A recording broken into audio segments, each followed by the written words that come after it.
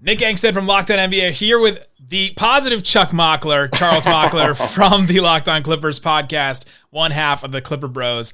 And we're going to break down the Los Angeles Clippers going back into the playoffs with a vengeance this year after last season. Let's start with this team. Looks a little different than last season. What are some of the big changes, and who's going to be in this playoff rotation? So, I mean, the biggest changes have been, Nick Batum has been a godsend from the veteran, from the minimum contract gods. He's been fantastic. I think the biggest guy outside of kind of Kawhi and PG that you're going to see need to have a big impact is going to be Marcus Morris. He's shooting, I think, something like 44% from three this year. He defends well. They had him on AD the last time we played the Lakers, and he was effective. So if he can put together consistent performances on both ends, he's going to, I don't know if surprise a lot of people is the right word, but he'll show why he's worth the contract that some people think is a little too much. And then Reggie Jackson, too. We don't really know. Pat Bev is going to be the starter. Ty Lue has talked about how Rondo is going to be coming off the bench kind of no matter what. So it leaves this weird rotation for who's going to be the third guard. And if we're going to use a third guard. And Reggie Jackson was effectively the starting point guard for this Clippers team while Pat Bev was out. Right now they're going to arrest all of Nick Batum. They're bringing the Batum battalion home. Yeah, exactly. And again with Patrick Beverley, you don't know what his health is going to be like, right? Like that's just a knock. I mean, we don't know if he's going to make it the whole playoffs. And then of course Nick Batum is going to have to be big. Basically every role player's outside shooting is going to have to be somewhere close to where it was this regular season, which was a historic regular season. But sometimes those things come back down to earth in the playoffs. We have to talk real quick. The fan favorite of this team. You guys started the Batum Battalion, right? Like how did that come about? It came about because my co-host William Updyke had an irrational confidence in the fact that Nick Batum was going to be good. It wasn't really based on anything. Before the season?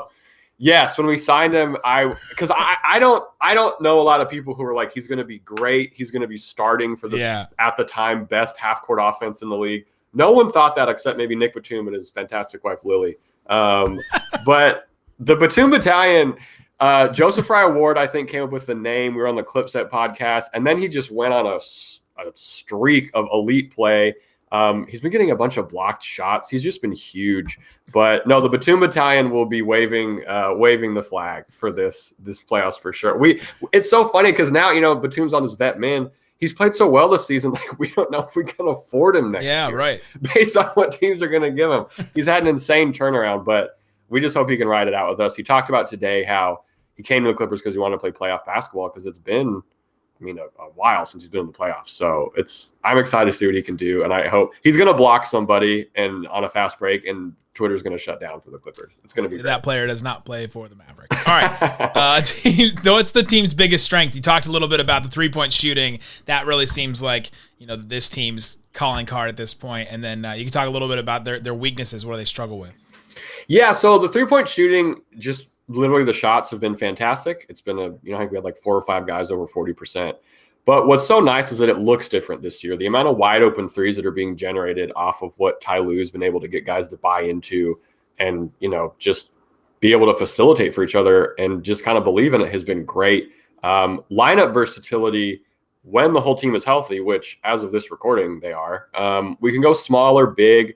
I really don't think we've seen through injury and through Ty Lue being our head coach and being the way he is in the regular season, we haven't seen the full small ball kind of lineups unleashed yet. We saw it a little bit against the Jazz for one game, and it worked really well when Gobert was on the floor. So everyone got really excited about that. But there's going to be some surprises, I think. And we're packed full of wing defenders, right? Like we don't have maybe the most elite point of attack defense from our guards. But on the wings and down low with Serge and Zoo, and then you got just an array. You got Mook, you got Batum, you got obviously Kawhi and Paul George. Like it's going to be, as against Luka especially, Ty Lue talked about it, we're going to throw different looks. And we got a lot of different looks we can throw. But this kind of bleeds into kind of our weakness is continuity. Serge, this 2 years in a row now. Reggie Jackson talked about in the press conference today about how this season it felt like there was so much more continuity than last season. And I was like, really? That's horrible. Wow. But, Serge was out for effectively half the season. Reggie, the point guard roles are very mixed up now. Like, we don't really know what Pat Bev's minutes are going to look like. And if jump shooting teams, if the shooting goes cold, that doesn't look good. Like from a fan perspective, you're wondering why they're taking these bad shots when it's really just shots they've made all year. And then center depth, right? Like Serge Ibaka seems like he's very healthy, which is awesome. He's going to be coming off the bench, which is really great. But, let's just hope that can stay intact. And then there's one that's a little more intangible. There's just history.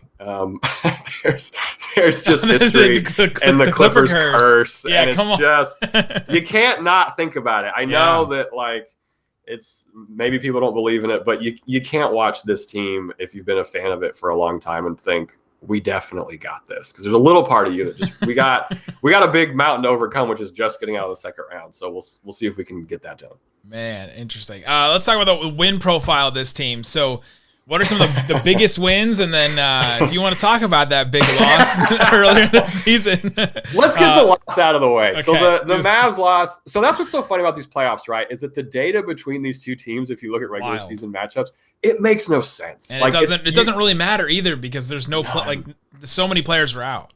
Exactly. So it's wonky. I mean, it was literally the worst loss in franchise history. And it's like Clippers lost by 51 points to the Mavericks back in December. It was like, well, okay, this sucks. That was a tough one. There was a loss to the Magic that really freaked people out on Clippers Twitter. Like, they were like, we're not going to win anything. And then I think we won 10 out of 13 or something like that after that. So that was some ugliness. And there's been a lot of good wins this year. Reggie Jackson won us a game versus the Pistons in his return.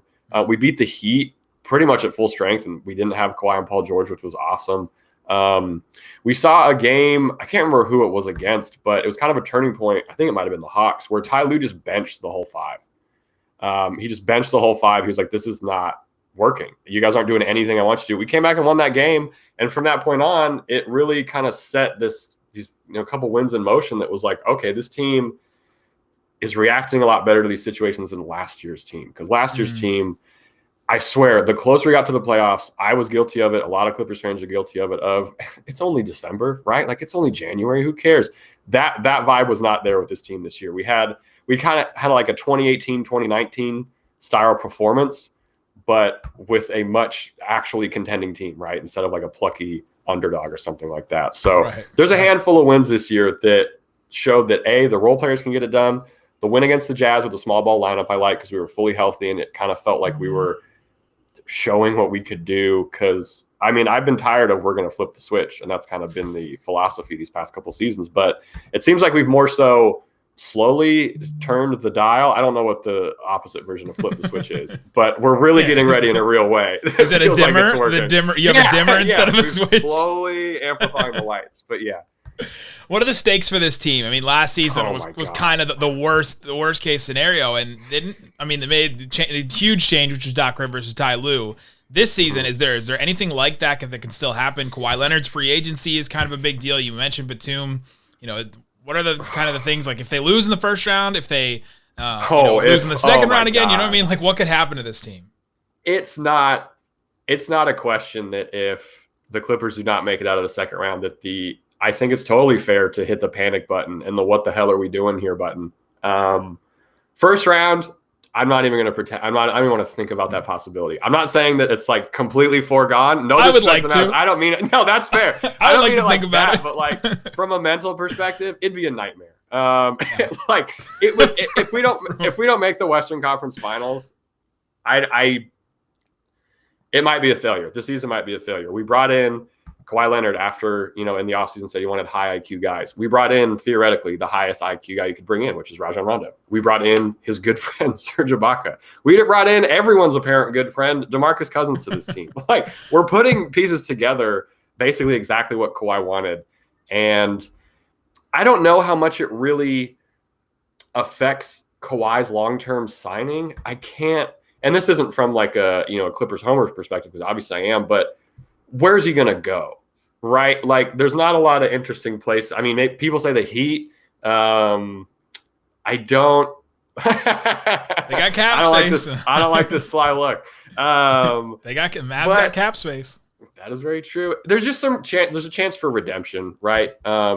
I think, man, I do not want to see what Steve Ballmer looks like if this team does not make the Western Conference Finals, because that man will be furious. Man. We got a new stadium coming in a couple years. Like, there's a whole hell of a lot. A lot of Clippers fans' pride's going to be on the line, but if you're worried about that as a Clippers fan, you haven't been a Clippers fan very long. Yeah, the Clippers subreddit might have to the lock again. Basically, that's a stake. They got some weird stuff going on in that subreddit. And also, if you look at our lineup, we're in a bind roster construction wise after this season. We got Luke Kennard locked up, which, Lord, let's hope his contract, it kicks in next season. Right now, he's only getting paid $4 million, so it's not too bad. But let's hope he plays well. Marcus Morris is locked up for 3 more years after this. We have Rondo for another year after this. We have Patrick Beverley for a lot of money. We have Serge, or we don't have Serge, excuse me. We have Zoo. Like, we have kind of like, we have PG. Like, this is who you're getting for the next 3 years, unless we probably move Pat Bev, but that's a different discussion for a different day. So there's a lot. And I think a lot of it's going to rest on, Clippers are going to go as far as Paul George and Kawhi take them. Last thing for you quickly, what are some of the national narratives you've heard about the Clippers? And it's basically just the Clippers curse and some things like that. But is there any national narratives you've heard that you think are wrong or misunderstood, or that you hear like, what are people talking about? That's not true. So this is one that is, I'm going to get heat for this one. The prevalent, Clippers take is that Paul George is not good in the playoffs. Playoff P. And I will say this. Paul George does not do himself any favors. The driver's seat quote, he's not the best at conveying, how he should feel about after certain games. But look, he said some dumb stuff. We can't pretend that's not a thing. But he and Kawhi had closeout games wasted last season. And games 5 and 6 last year against the Nuggets, Paul George had 26, 6 and 6 in game 5, and then 33, 6, 3, and 5 steals in game 6. And so there's these things where it's like, he was horrible in game 7. I'm not going to pretend like that didn't happen. But it's not as bad as you think. And I think this year he did have that very cheesy quote, again, going back to how maybe he didn't say the best things about his revenge tour. I think we have guys who believe in our coach and what he can do. I think Paul George is going to prove some people wrong. And I really hope that there's kind of an idea that the Clippers rely too much on the three, but that's just not really true. They take like the average amount of 3-point attempts per game. They just hit them at a historic rate. So when jump shooting teams, when it's not falling, it looks way uglier than I think it actually is. But yeah, that's my big one. Don't sleep on Paul George this year. And I really hope I don't get freezing cold retweeted on that. We're going to tweet that clip exactly. Yeah, please. There you go. Positive Chuck Mockler, as always, being positive, even though you brought up the Clippers curse. Go listen to Locked On Clippers all throughout the playoffs. Hang out with those guys. Great stuff. Thanks for joining me. Absolutely. Thank you.